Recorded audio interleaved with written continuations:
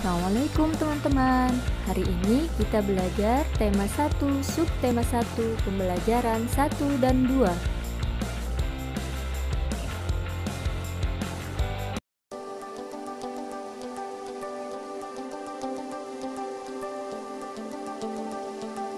Bersama Bu Hikmah, kita belajar apa saja alat gerak hewan dan manusia. Teman-teman, perhatikan video berikut yuk.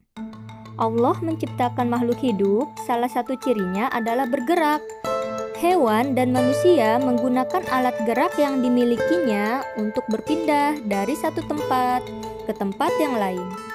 Ada makhluk hidup yang bergerak dengan kaki, sayap, sirip, atau otot perutnya. Selain untuk bergerak, alat gerak juga digunakan untuk memegang, melompat, memanjat, dan berenang. Alat gerak manusia dan hewan ada dua macam. Satu, alat gerak pasif. Dua, alat gerak aktif. Alat gerak pasif adalah tulang. Tulang disebut alat gerak pasif karena tulang tidak dapat bergerak dengan sendirinya. Alat gerak aktif adalah otot.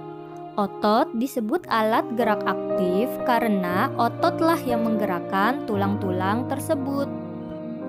Kerjasama antara otot dan tulang akan membentuk suatu sistem yang disebut sistem gerak. Berikut adalah alat gerak hewan dan fungsinya. Nah teman-teman, sekarang kalian sudah tahu kan apa saja alat gerak hewan dan fungsinya? Assalamualaikum teman-teman. Hari ini bertemu kembali dengan Bu Husna. Kali ini kita belajar tematik bahasa Indonesia dengan materi ide pokok dan kalimat utama. Tujuan dari pembelajaran ini adalah agar teman-teman tahu apa arti ide pokok dan kalimat utama pada sebuah cerita atau teks. Baik, ide pokok merupakan inti permasalahan dari suatu teks. Dari sebuah teks ada beberapa paragraf. Pada sebuah paragraf pastinya ada ide pokok yang berbeda-beda dari paragraf-paragraf yang lain. Kalimat utama adalah kalimat yang berisi informasi utama yang menjelaskan permasalahan yang ada di dalam teks. Biasanya kalimat utama itu terdapat di awal, di akhir. Bisa juga di awal dan di akhir pada suatu kalimat.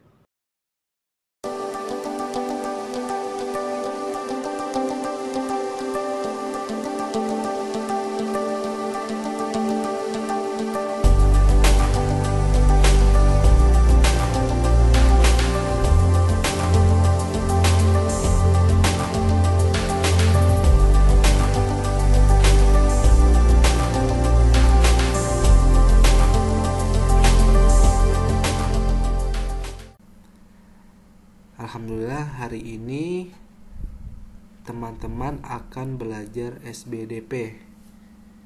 Jadi di pelajaran kali ini kita akan menggambar ilustrasi.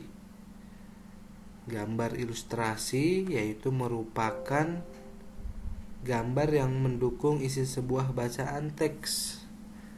Jadi setiap buku pasti mempunyai gambar ilustrasi. Nah, teman-teman bisa lihat contoh yang ada pada gambar ilustrasi tersebut. Yang pertama ada gambar ilustrasi menggunakan tangan, yaitu ada gambar kelinci. Lalu yang kedua itu ada contoh gambar ilustrasi menggunakan kamera ataupun foto. Seperti itu.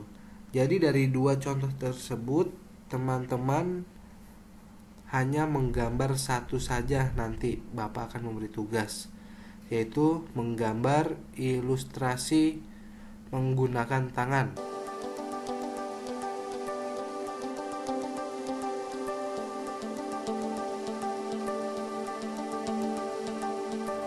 Kerjakan di buku tulis tematik ya teman-teman. Semangat, kamu pasti bisa.